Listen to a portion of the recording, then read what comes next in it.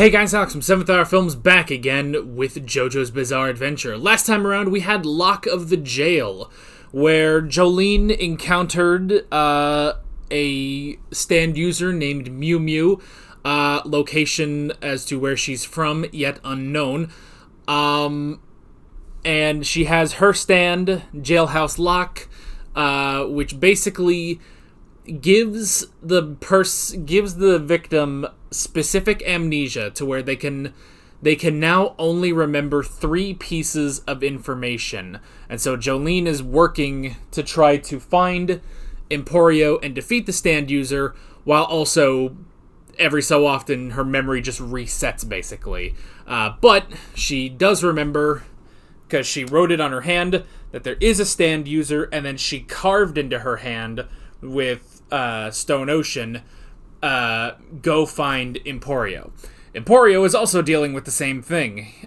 He keeps getting electrocuted because he spilled water on an electrical outlet, but every time he tries to get up, he forgets, so he keeps shocking himself, so he's going through a lot as well, so yeah.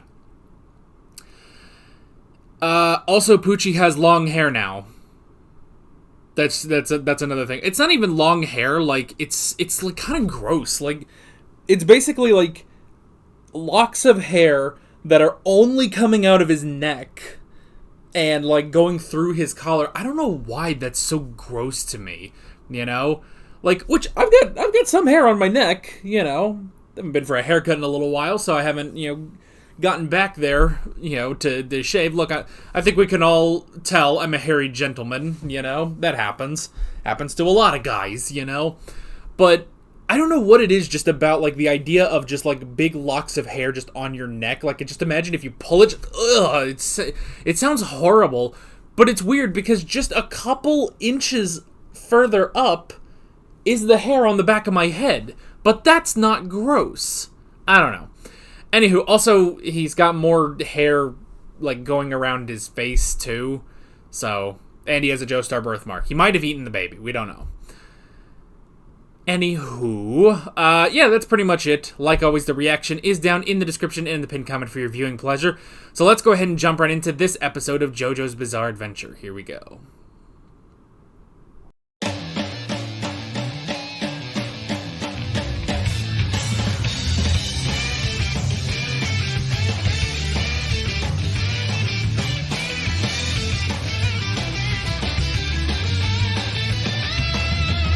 So the place to achieve heaven is the Kennedy Space Center in Cape Canaveral. This is so weird because this is like the first time in JoJo where I'm like, oh wait, I've been to this place. Years ago, when I was a wee tot, I went to the Kennedy Space Center. Funny story, like the day before, my family and I were at the beach, and my dad found, like, a dead cell phone in the water on the beach, And it was a completely just dead flip phone cell phone. And he gave it to me, and me being... God, how old would I have been? Let's see, this is Florida. I'm gonna say... 6 or 7, maybe. Like, it was a long ass time ago. Guess about 20 years ago at this point. But yeah, I was pretty young. I can't exactly remember how old I was, but it would have been around that time range. So prior to 2012, which is when this takes place. But he gave that to me, and I, being a child, I was amazed by it. It was such an amazing, cool thing. This, dead, cell phone. A flip phone, even. I didn't have a flip phone. I didn't have a cell phone, This was back in the day, This was back in the early 2000s. Kids didn't have phones or tablets or whatever you youngins do on the TikToks. But yeah. So I had that. It was like one of the coolest fucking things in my life. And then the next day or a couple days later, I don't know when, but within that week, we went to the Kennedy Space Center. and I had the cell phone on me just because you know, I was a kid and it was cool. And they confiscated it. They just straight up just took it away and did not give it back to me at all. So, now, hindsight being 2020, and, you know, looking at this 20 years later, I understand why they did that, because, I mean, so, you know, this is early 2000s, you know, 9/11 is still a recent thing, you know, so security around America heightened and has remained heightened since that day, you know, and for good reason. I was also, though, like, I feel like there's a, so, like, on the one hand, I get it, on the other hand, it was a completely dead cell phone, and I was a child, and, like, there could have been something, because, like, yeah, after, like, they took it, and then, like, they just would not give it back afterwards. Like, after, you know, we got out of there, we were about to leave. Nope, never got that back. They just straight up confiscated it, and I was, you know, and me, the child I was, I'm fucking devastated, you know? So, but, I mean, again, I do understand, like, I don't still hold a grudge, but every time I hear about the Kennedy Space Center, that memory triggers in my head. I also, one of the other things I had with me was the thing I always had with me on a vacation, which was a tiny, I guess relatively tiny, Clifford the Big Red Dog, like, stuffed animal. It was about yay high.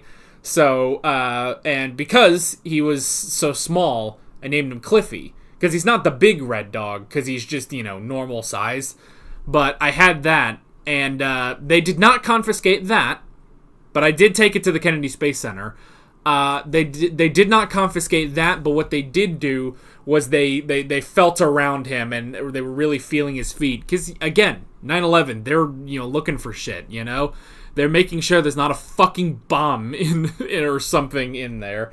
And see, I don't fully remember all of this because it's 20 years ago. My parents remember more of this, but my mom tells me, you know, that when they were, like, feeling my Clifford the Big Red Doll, you know, stuffed animal, apparently I was like, why is he doing that to Cliffy? And my mom was like, he really likes him, and just like, or something like that, just to, like, you know, so I wouldn't question it too much, you know? So, but I did get the Cliffy back. I did get little Cliffy back, and yeah, I took that on so many vacations just because I freaking loved him. I loved him. I was a little kid, you know? Like, I think the point that I stopped taking him on vacations is when we actually got a dog, and that was, I was in first grade, I think.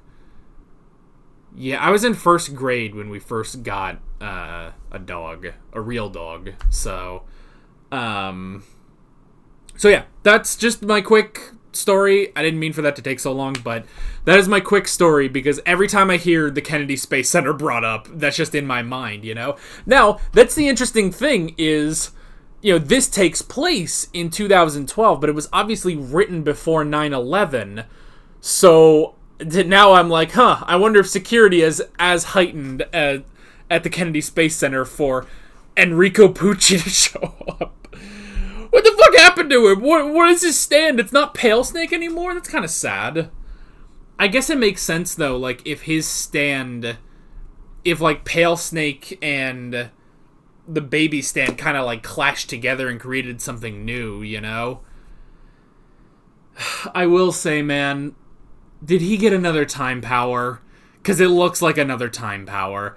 It looks like, you know, because with the watch that started going crazy and the chickens that, you know, the chicks that grew inside the eggs, which, I don't know if and the fingernails that started to grow, I was like, is this some, like, did he, like, speed up time? It wasn't, like, he didn't, like, it would have been obvious if he, like, super aged her, but that didn't really happen, so, like, I don't know. Now, the chicks, I don't know if that's how eggs work, but I don't know. Because, like, those eggs would still just, be eggs with yolk in them. But it's not like if you left them out for 100 years, another chicken would grow in it. Like, that the chicken part is gone, I don't know. But yeah, it looks like another time stand, because we have to have a time stand for our main villain, which I understand why Araki does that. I just kind of wish he would branch out a bit. Like, at least they're all unique time stands, but the fact that they all have to be time stands is kind of frustrating. So we had stop time, rewind time, it's rewind time, skip time, and so what is this? Make time go fast? I don't know, but that's 4 time stands in a row, man. Like, I don't know what the villain stand is going to be in part 7, but I'm kind of hoping, because I know that part 7 is a different thing. Like, it doesn't really, like, this is kind of, like, if you want to talk about, like, the Joestar saga or something like that, like, I'm pretty sure that's what this is. I mean, again, I don't know how part 6 is going to end, but I know that, like, part 7 is sort of like a soft reboot, so I'm hoping that part 7 breaks the tradition of time stands for the final villain, because they're unnecessary, and especially now, like the world was great. The world worked. That was fine. Bites the Dust was good. The fact that we had to have another time stand is kind of like, well, okay, but overall it was good. King Crimson was a mess, Like, let's all just be honest. It was a mess. It worked. Again, it works in the story, and I'm sure whatever this new stand is that Pucci has is going to work for the story. But I don't know. It's just, branch out. They don't all have to be time stands, But I get that that's basically Araki's thing. It's like, well, the most powerful stands would mess with time, basically. But I don't know. I don't know. I'd rather just have some other unique power. Because that's the thing, too, is, because you really have to, like, rewrite. You really have to, like, you really have to come up with a way for the hero to win in that case, Like, for the world, it's like, well, Star Platinum has to have the same power, even though he hasn't had that power throughout the entirety of Part 3, but it works. Again, Part 4 is kind of... That's why the final battle in Part 4 is one of my favorites. As much as I shit on Part 4, the final battle between Josuke and Kira is so good, That even though Kira does have this power to rewind time, he still gets his ass kicked by Josuke, Josuke, who has no new powers at all. It's just the same powers he's had all part, and he still whooped his ass, Against the guy who had, like, 5 powers, technically. The 3 that were his own stand, plus Stray Cat, plus he had help from his dad picture ghost thing, but Josuke still kicked his ass, which is why I didn't like in Part 5, where it's like, okay, how do we deal with King Crimson skipping time?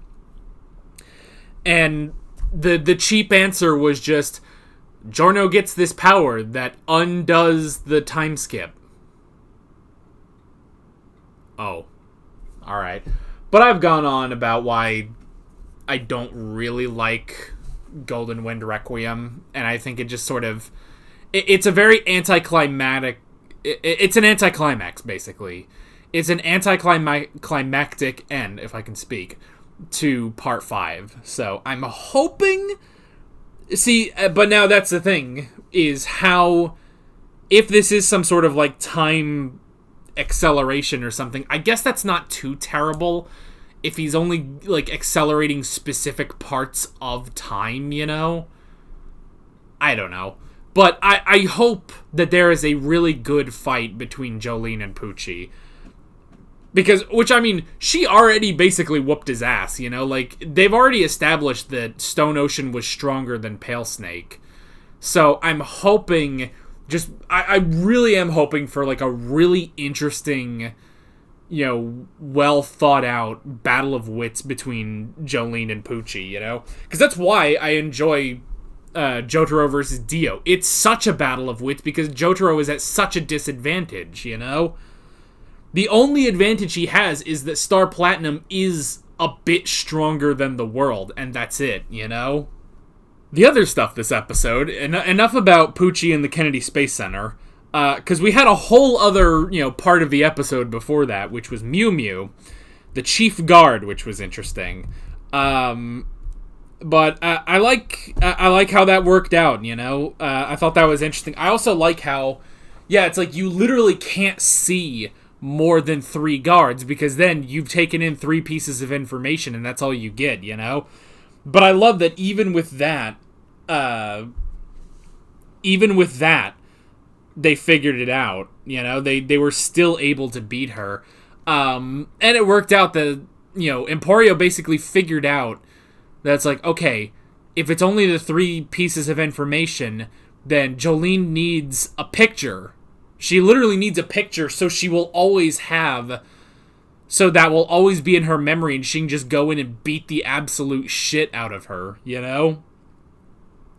And I like, too, because it's like, oh, well, you know, you gotta print it out. You have to print it out, and, you know, Emporio's like, well, wait, I don't have a printer, though.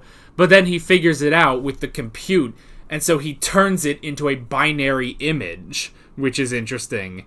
And then, with a binary image, Stone Ocean can use its thread in order to create that, which is so cool. Again, Stone Free is absolutely one of my absolute favorite stands. Like, I'm going to put Stone Free just below Shining Diamond, because Shining Diamond is so amazing, you know? But these two, like, these are top tier stands for me, you know? So... And luckily, Jolene has a good part to go with it, you know? Her story is really good. I'm, again, really damn enjoying part 6 with, you know, that whole thing in the Ultra Security House unit. That was kind of a minor thing, but overall it was fine, you know? So, yeah. But yeah, the binary image was great. I love that even in front of, like, 50 guards, she just beats the absolute shit out of Mew Mew, you know? Like, that was so cool. And then, yeah, use Jailhouse Lock. None of them will be able to remember Jolene and Emporio, so they just sneak out of there. Go get Hermes, go find Weather Report and Anastasia, and let's get the fuck out of here, you know? So, yeah. So that was pretty cool. I really enjoyed that. And, yeah. Good stuff all around in this episode, and I'm curious to see where we are going now that we are escaping Green Dolphin Street Prison, and we are on our way to Cape Canaveral. God damn. And you know, I probably haven't been to Cape Canaveral in 20 years, you know? Like, it's probably been a good long while since I haven't been to Florida in years, you know? Which, as a kid, I feel like you can tolerate Florida a lot more, because it's like, oh, you know, it's cool, you go to Disney. I'm sure on that same trip, that's when we went to Disney World. So, yeah, so there was there's Cape Canaveral with the Kennedy Space Center, Fort Walton Beach, which I believe is in the panhandle of Florida, and then Disney World. That was a 4-day fucking thing, which, they're still amazing. I still have one of those souvenirs, don't I? Where would that be? Let me go get it before I end the episode, because fuck it. Oh, here it is, right in front of my face. Oh, God.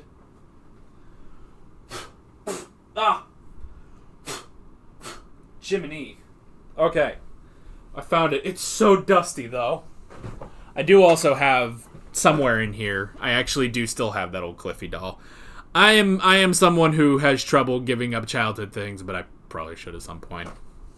I don't know. Maybe I'll have a kid in the future, and they'll want a 30 or 40-year-old Cliffy. thing. I don't know. But I'm one of those kind of fools. But yeah, but I still have this because this was a souvenir from Disney World. So there, it's dusty as shit. A lot of these are dusty as shit. So, but yeah, this is me not properly storing things for 20 years. But yeah, but it's a nice little thing. You got the Magic Kingdom. Or is this the Magic Kingdom? All I remember is the Epcot Ball. That's about it. And then, yeah. So, damn. Fucking childhood memories. 20 fucking years ago, man. But I love a good souvenir, man. Right now I've mostly been doing shot glasses, though.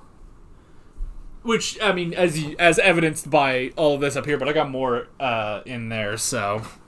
So yes, this has been Alex outing himself as a guy who doesn't give up his shit, so... Oh well, they're memories, and shit sometimes I can't remember anyway, so...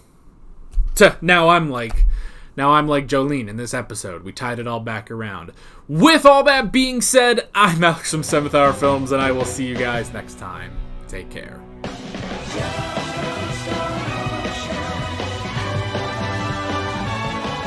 Alright guys, thanks for watching this video. There's a bunch of links on screen if you want to go click around any of those. There's a playlist with all of my JoJo's Bizarre Adventure reactions, as well as another video you can go click on if you want. There's also a subscribe button and a Patreon button on screen, as well as other links in the description if you want to go check out any of those. See you guys later.